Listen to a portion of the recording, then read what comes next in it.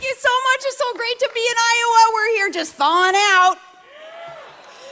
Todd and I and a couple of our friends here from Alaska, lending our support for the next president of our great United States of America, Donald J. Trump. Mr. Trump, you're right. Look back there in the press box. Heads are spinning. Media heads are spinning. This is going to be so much fun. Are you ready to make America great again? We all have a part in this. We all have a responsibility. Looking around at all of you, you hard-working Iowa families, you farm families, and teachers and teamsters and cops and cooks, you rock and rollers and holy rollers, all of you who work so hard, you full-time moms, you with the hands that rock the cradle, you all make the world go round, and now our cause is won. When asked why I would jump into a primary, kind of stirring it up a little bit maybe, and choose one over some friends who are running, and I've endorsed a couple others in their races before they decided to run for president, I was told, warned left and right, you are going to get so clobbered in the press, you are just going to get beat up and chewed up and spit out. And, I'm thinking, and? Yeah? Like you guys haven't tried to do that every day since that night in '08 when I was on stage nominated for VP. And I got to say, yeah, I'll go, send me, you betcha, I'll serve. And like you all, I'm still standing. So those of us who've kind of gone through the ringer as Mr. Trump has, makes me respect you even more. That you're here and you're putting your efforts and you're putting reputations, you are putting relationships on the line to do the right thing for this country because you are ready to make America great again.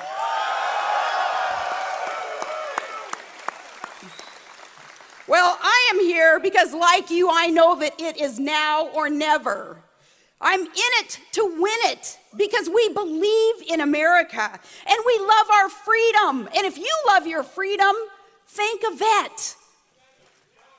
Thank a vet and know that the United States military deserves a commander-in-chief who loves our country passionately and will never apologize for this country. A new commander-in-chief who will never leave our men behind. A new commander-in-chief, one who will never lie to the families of the fallen. I'm in it because just last week, we're watching our sailors suffer and be humiliated on a world stage at the hands of Iranian captors in violation of international law. Because a weak-kneed capitulator-in-chief has decided that America will lead from behind. And he who would negotiate deals, kind of like with the skills of a community organizer, maybe organizing a neighborhood tea, he deciding that, no, America would apologize, and as part of the deal, as the enemy sends a message to the rest of the world that they capture and we kowtow and we apologize and then we bend over and say, thank you, enemy. We are ready for a change. We are ready and our troops deserve the best. A new commander-in-chief whose track record of success has proven he is the master at the art of the deal. He is one who would know to negotiate. Only one candidate's record of success proves he is the master of the art of the deal. He is beholden to no one but we, the people. How refreshing. He is perfectly positioned to let you make America great again. Are you ready for that,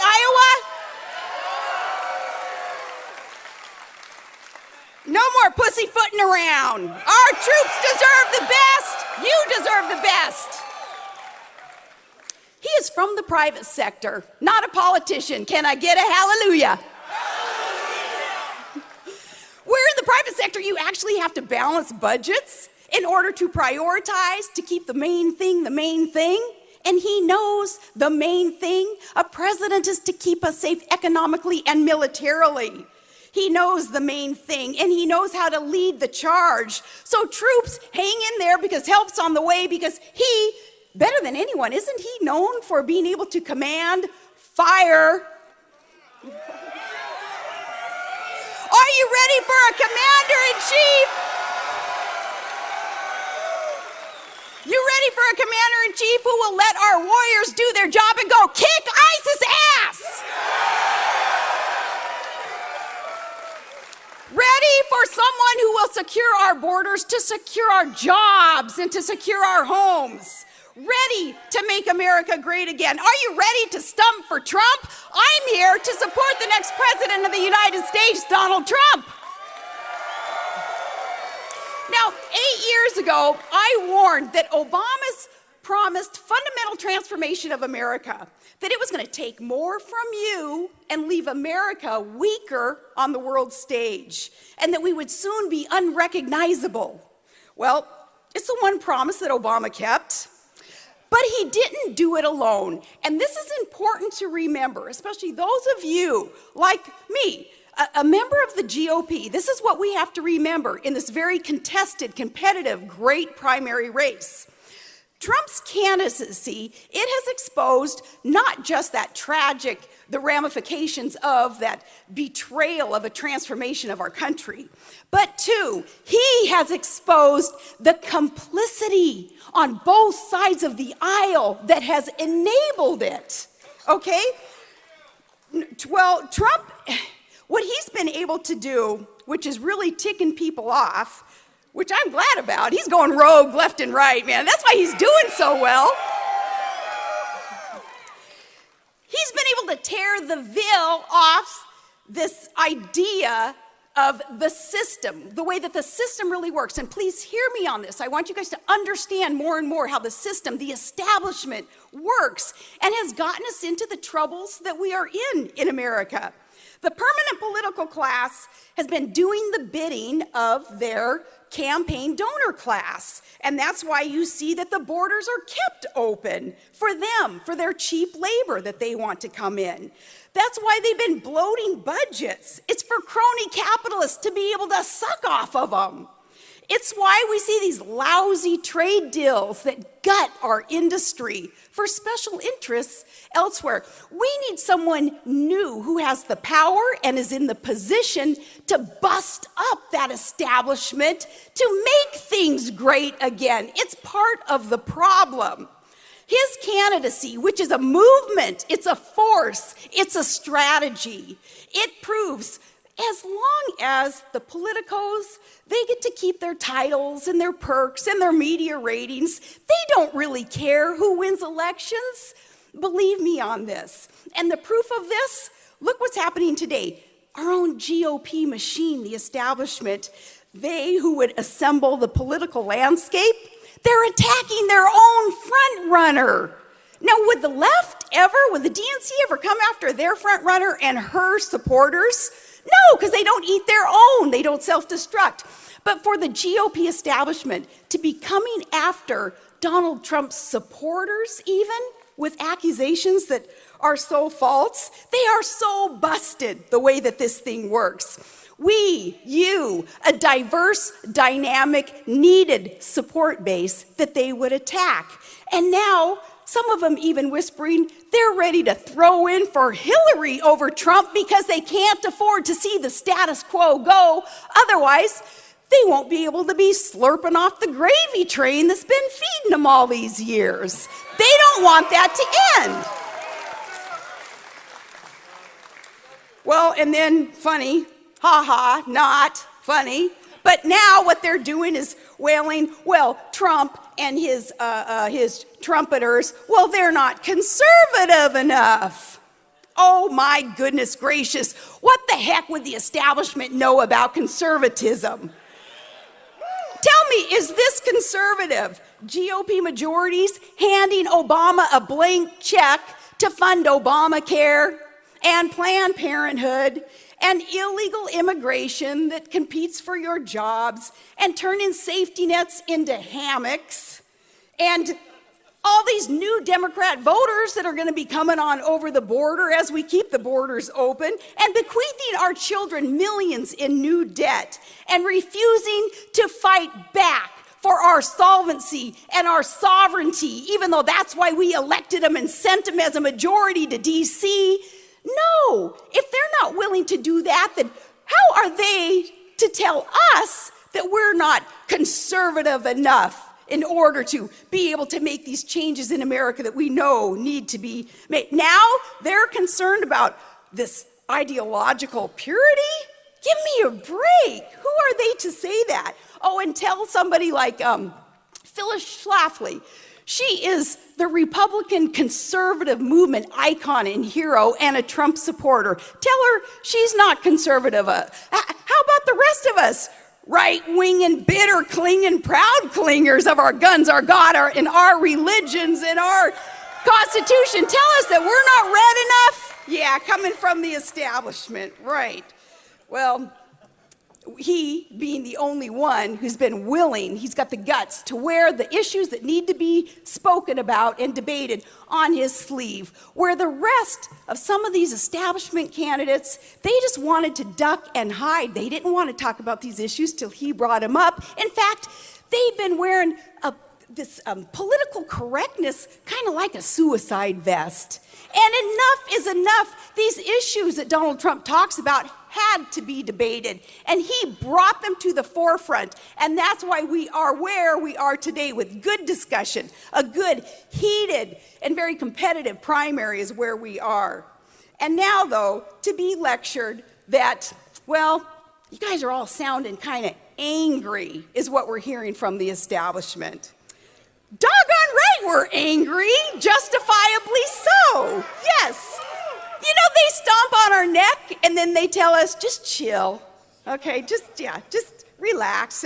Well, look, we are mad and we've been had. They need to get used to it.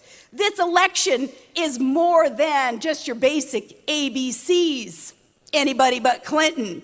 It's more than that this go around.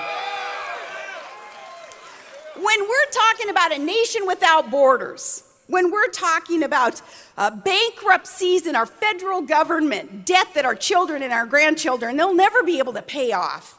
When we're talking about no more Reagan-esque power that comes from strength, power through strength, well, then we're talking about our very existence. So no, we're not going to chill.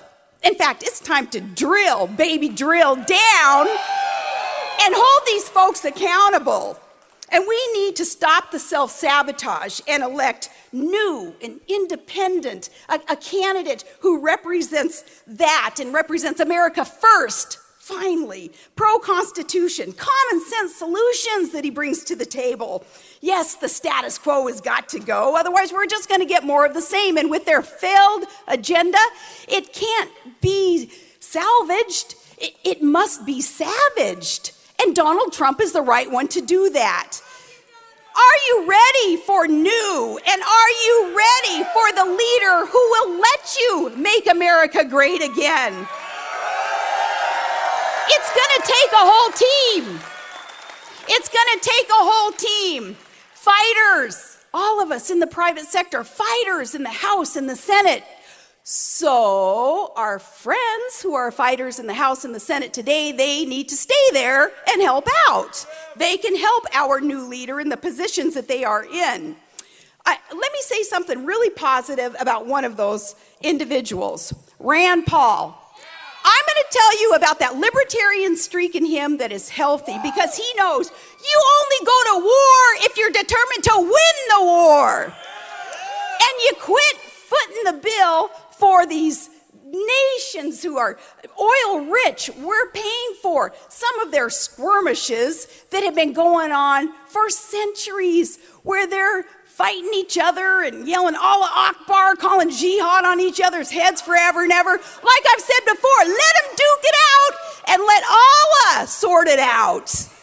We'll fight for American interests, and as Donald Trump has said, other nations where we have been footing the bill, but we haven't prioritized our own domestic budgets well enough to be able to afford what we're doing overseas. Things are going to change under President Trump. So it can be an unbeatable team with fighters there in the House and the Senate. Yeah, our leader is a little bit different. He's a multi-billionaire. Not that there's anything wrong with that.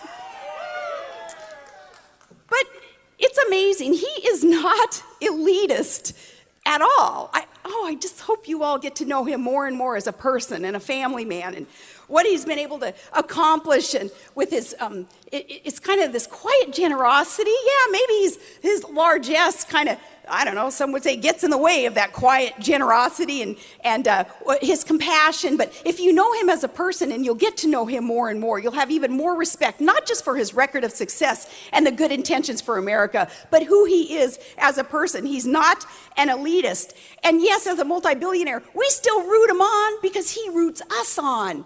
And he spent his life with the working man, and he tells us, Joe Sixpacks, he said, you know, I've worked very, very hard and I've succeeded.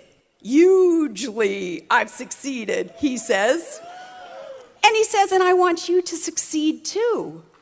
And that is refreshing, because as he builds things, he builds big things that touch the sky, big infrastructure that puts other people to work.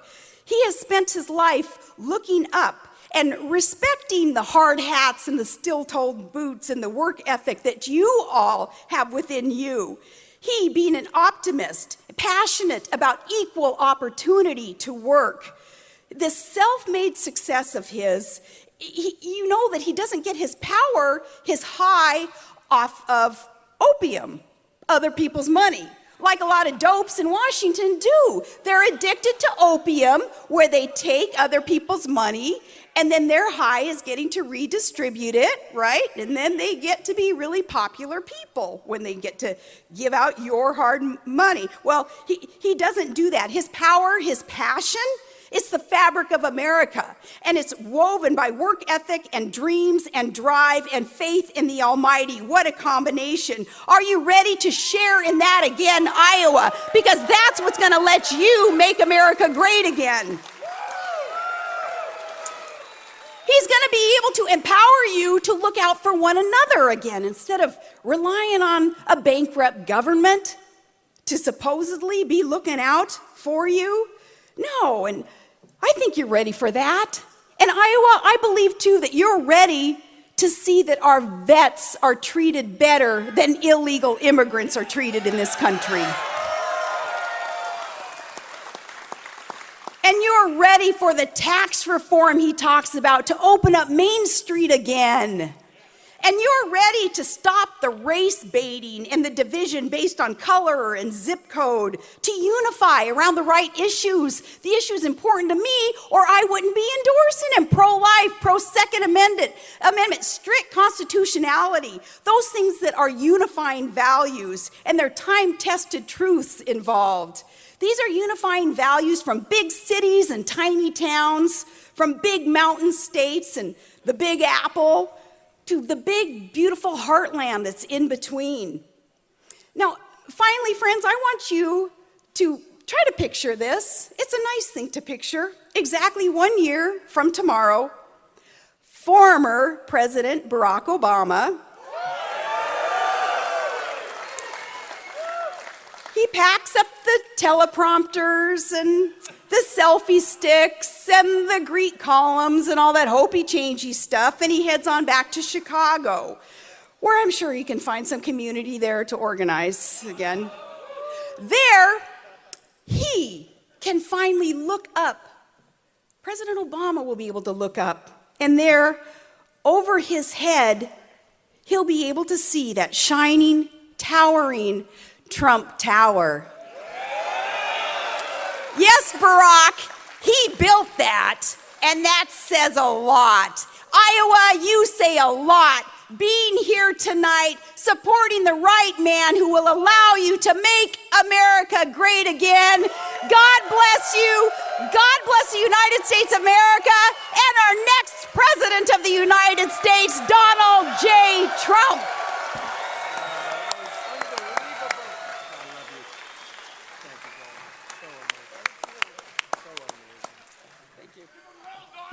We're going to give them hell.